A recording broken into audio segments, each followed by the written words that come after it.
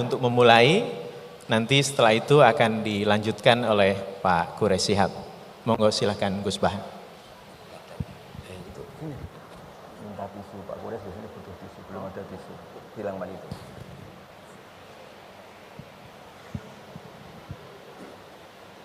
Sampun, kalau dulu deh, ngerpek.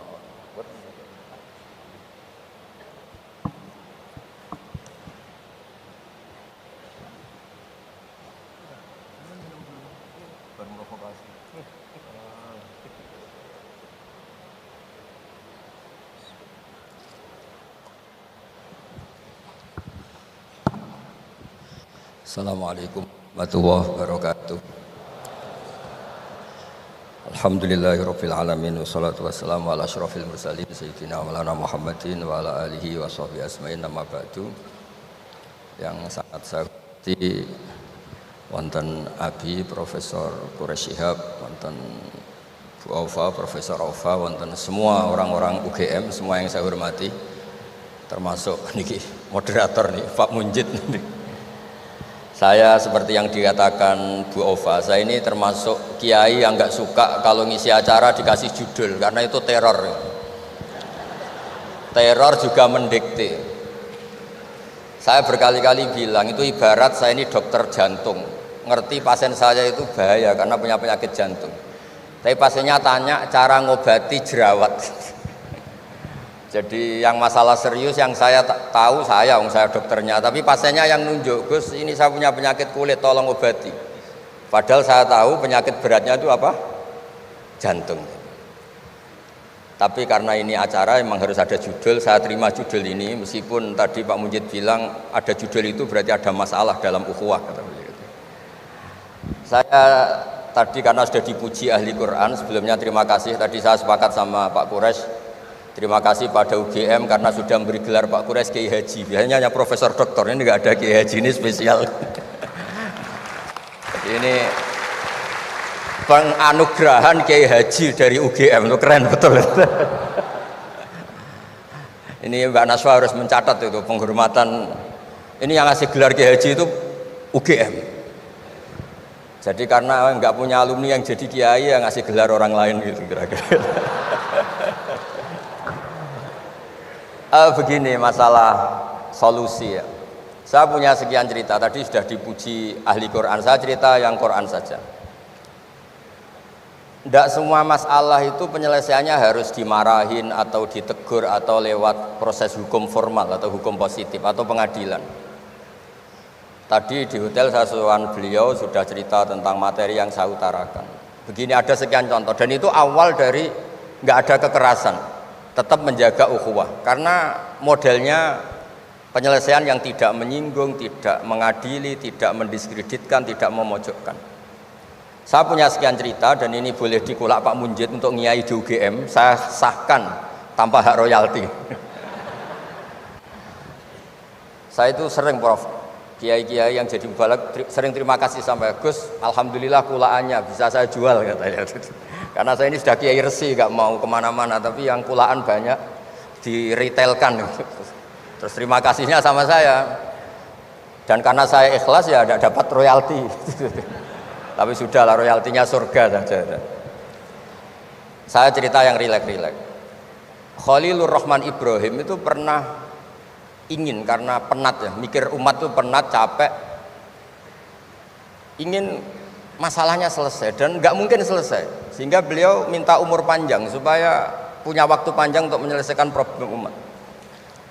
Sama Allah nggak dijawab. Ada orang tua yang sudah renta tua sekali, karena Nabi Ibrahim itu adalah terkenal dermawan, dipanggil terus dikasih kurma.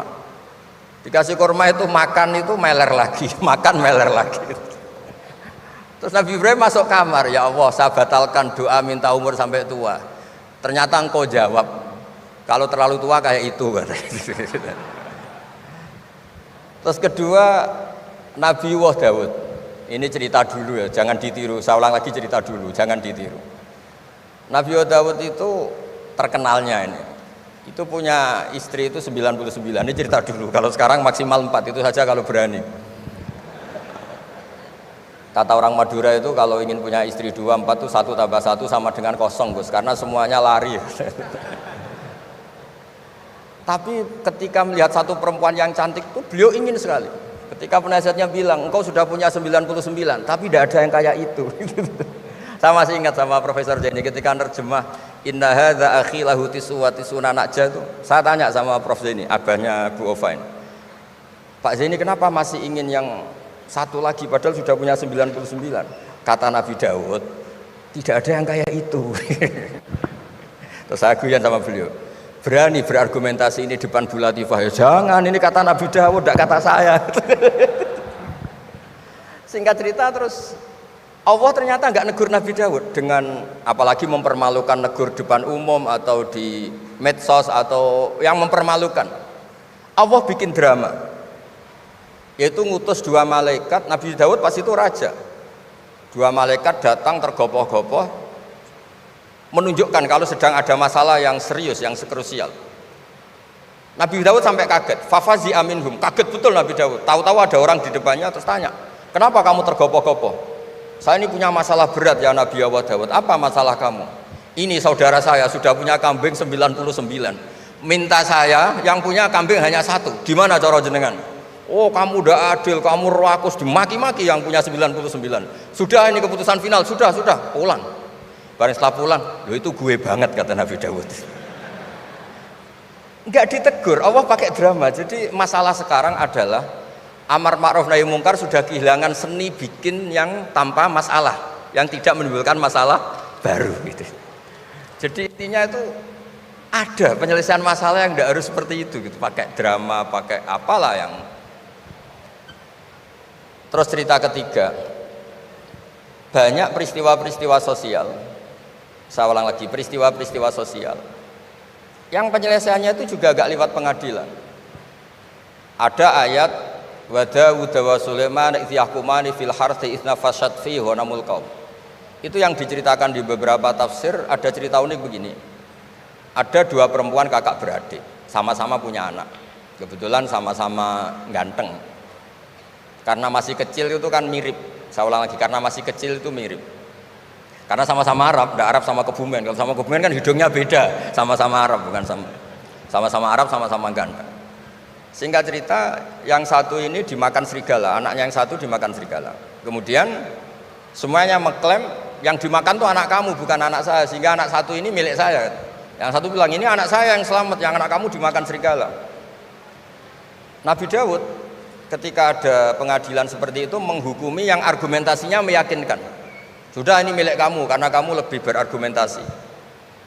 Setelah keluar, kata Nabi Sulaiman pas itu masih kecil, kalau hakimnya saya, keputusannya tidak seperti itu. Karena Nabi Daud itu demokratis, saya pokoknya tidak akan keluar dari jalur Quran sebagai pemenuhan, karena saya Profesor Quraisy, Profesor Zaini itu orang yang sangat menuhi Quran. Terus kata Nabi Daud, Sulaiman sini, sudah kamu saja yang mengadili. Ternyata apa Nabi Sulaiman itu? Ngambil pisau. Mana anak yang selamat? Ini, udah kita bagi 2 saja supaya agak konflik gitu. Terus ada yang nangis histeris, menangis nangis saya, yang satu tenang saja. Terus sama Nabi Sulaiman anaknya dikasihkan yang nangis. Ini ibu beneran ini. Berarti ini ibunya beneran ini, anaknya mau dipotong nangis, kamu mesti ndak, masa anaknya mau dipotong diam aja. jadi ternyata sebagian pengadilan dulu itu pakai perangkat psikologis, gak mungkin secara naluri normal orang anaknya mau dipotong membiarkan, itu pasti ada ibunya itu. Akhirnya dimenangkan yang nangis tadi. Jadi banyak cerita di literatur saya. Itu tidak semua masalah atau kemungkaran atau maksiat atau apa itu diselesaikan pakai cara-cara mempermalukan di depan umum atau pidato berapi-api yang mojokkan sana sini. Cerita saya yang terakhir adalah tentang Rasulullah Muhammad SAW. Itu ada orang yang jenisnya hipersek atau hiper lah.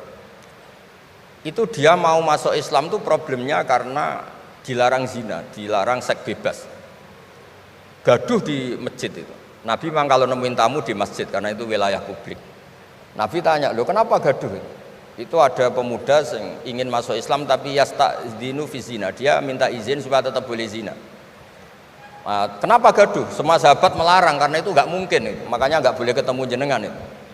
Kata Nabi, enggak apa-apa, suruh ketemu saya. Setelah ketemu Rasulullah di depan beliau, apa betul kamu pemuda yang ingin masuk Islam tapi minta izin tetap boleh zina? Iya ya Rasulullah. Apa jawabannya Nabi itu unik.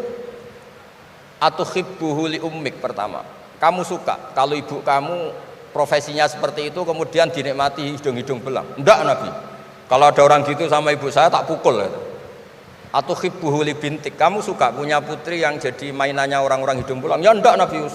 Atuhibbuhu li ammatik. Kamu suka kalau itu terjadi di bule kamu?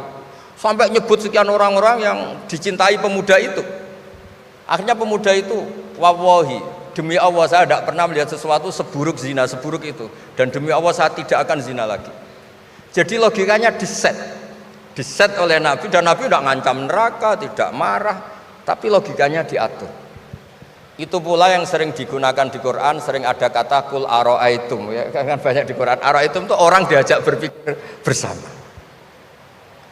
Ya, jadi menjaga kemajmukan, menjaga ukhuwah itu dimulai dari cara menyelesaikan. Tidak semuanya harus pakai marah-marah, pakai apa. Dimulai dari Allah sendiri dalam banyak cerita di Quran, di hadis itu suka hal-hal yang kecil, yang keseharian. Makanya dulu itu kalau ulama ditanya, saya ini tidak punya uang padahal ingin makan enak. Ij'al idama ka'al ju'a. Ya, lauk paling enak itu satu, yaitu lapar. Kalau kita puasa, makan apa saja enak karena lapar. Orang sudah lupa, ngiranya makan enak itu kalau menunya atau lauknya sesuai selera, itu keliru. Ij'al idama ka'al ju'. Jadikan lauk terbaik adalah lapar. Wah, kita mau tidur gak enak gini-gini, ingin cari tempat yang enak. Ya, makanya Kiai kuno kalau nasihati anak-anaknya, kamu kalau ngaji makan yang enak, tidur yang enak. Maknanya jangan tidur kalau gak ngantuk banget, jangan makan kalau tidak lapar banget. Itu pasti semuanya menjadi enak. Nah, orang sudah melupakan kearifan-kearifan begitu, sehingga solusi-solusi yang dibikin ini lompatannya malah kacau, karena sebetulnya itu ndak adatnya Allah.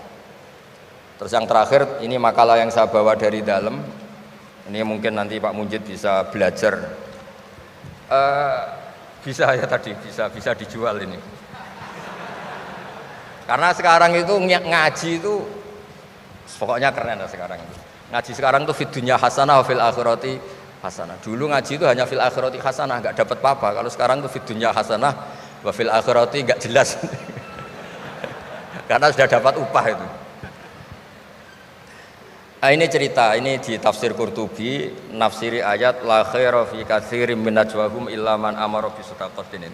Ikutnya suratun Nisa, nanti bisa dicari di, ya kalau orang UGM mungkin di googling mungkin 114 ayatnya. Sistem di pengadilan Indonesia, misalnya ada orang sengketa, kadang-kadang dilaporkan ke polisi itu silakan selesaikan secara kekeluargaan. Itu ternyata ini di tafsir Qurtubi di kitab saya baca teksnya supaya nanti ditasih Pak Quraisy. Wa kataba Umaru ila Abi Musa al-Asy'ari radhiyallahu anhu qol rudda al-khusuma hatta yastalihu fa inna faslal qada'i yuristu bainahum ad-dhaghain. Jadi kalau ada orang sengketa, silahkan kembalikan yang sengketa, kata Sayyidina Umar. Jangan-jangan mereka punya solusi kekeluargaan. Karena kalau diputuskan di pengadilan itu bisa yurisud dhaghain, bisa melahirkan dendam, hasud, dengki. Tapi kalau mereka diselesaikan dengan logika mereka sendiri, dengan kearifan mereka sendiri, maka itu lebih baik.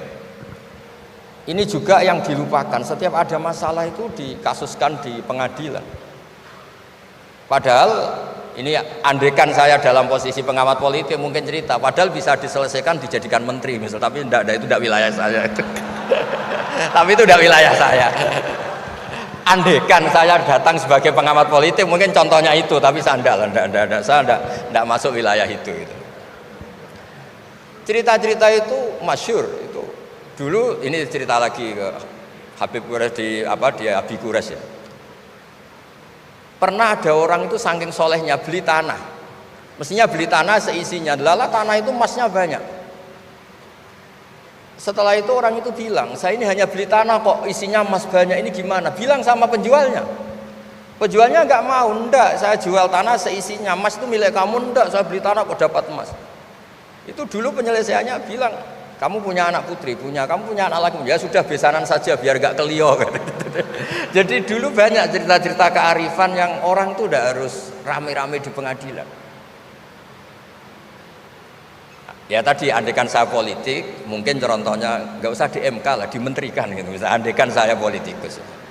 Tapi enggak lah, itu udah wilayah saya. Jadi di antara kebaikan Islam, benan nas, bukan benal muslimin, bukan benal muslim wal kafir. Benan nas.